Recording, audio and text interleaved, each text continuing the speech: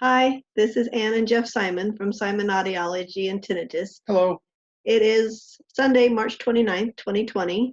And what are we going to talk about today? Well, there's two interesting pieces of information that came across my desk that would be kind of good in terms of like your mindset. The first is I'll call baby time. So in our last video, we announced that we have two grandnieces in the family.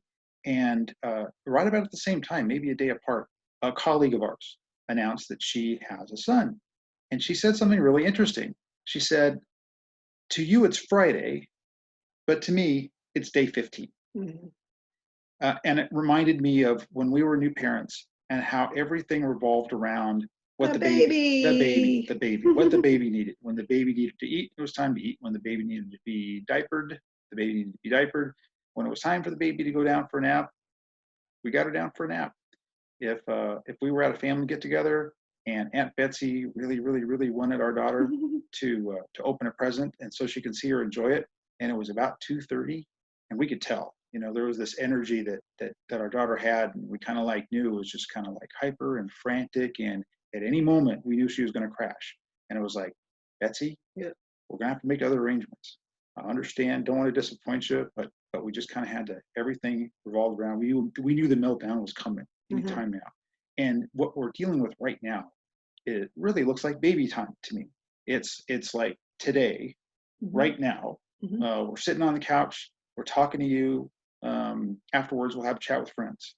But tomorrow, We don't know. right. Who knows when we get to go back to church or have a meal at a restaurant or go to a sporting event. Or get together with friends. Or get together with friends more than 10. Whatever that looks like. We just don't know at this point. And so that kind of also led me to think about the Stockdale paradox. What's that? So the Stockdale paradox is named for James Stockdale, who was the highest ranking naval officer imprisoned during the Vietnam War. Okay. He was also Ross Perot's running mate in the 1992 election. Ross Perot was an independent candidate. Clinton won that election. Yeah, I do not remember the fellow on the other side. Pardon me.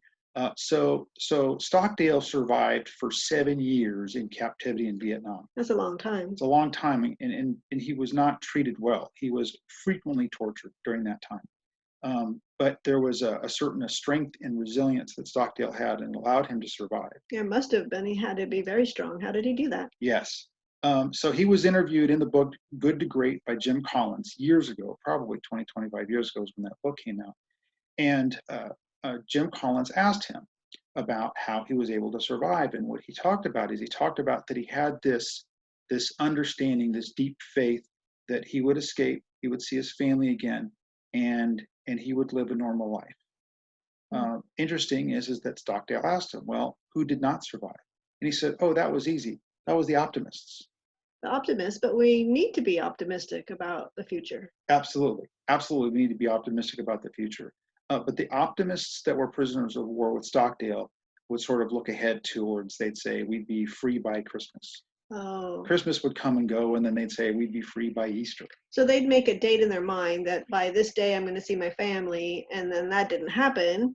That day passed, and then they had great difficulty with that. They had great difficulty with that, and the way that Stockdale described it is they actually died of a broken heart. Oh.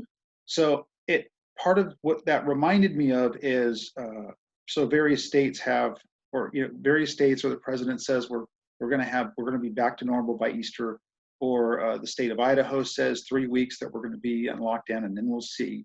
And so there may be various people sort of counting the days and marking the calendars for when we'll be able to return to normal life. And then the fact is that we have to look at this kind of, we got to borrow baby time. But we also have to, what Stockdale said was, optimism is really important, but it has to be married to a brutal understanding of what your circumstances are. You have to be extremely realistic.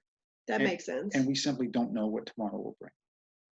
So yesterday, today, and tomorrow, just kind of living right now, but being optimistic and being prepared. Yes.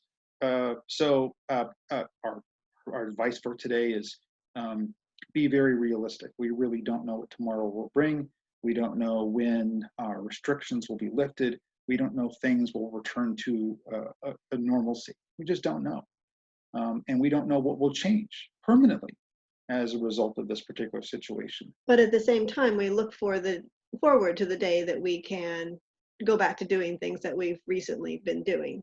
Yeah. Being with our friends, going out to the restaurant, seeing people on the street saying hi. Yep. Hugs and handshakes and high fives. Yeah.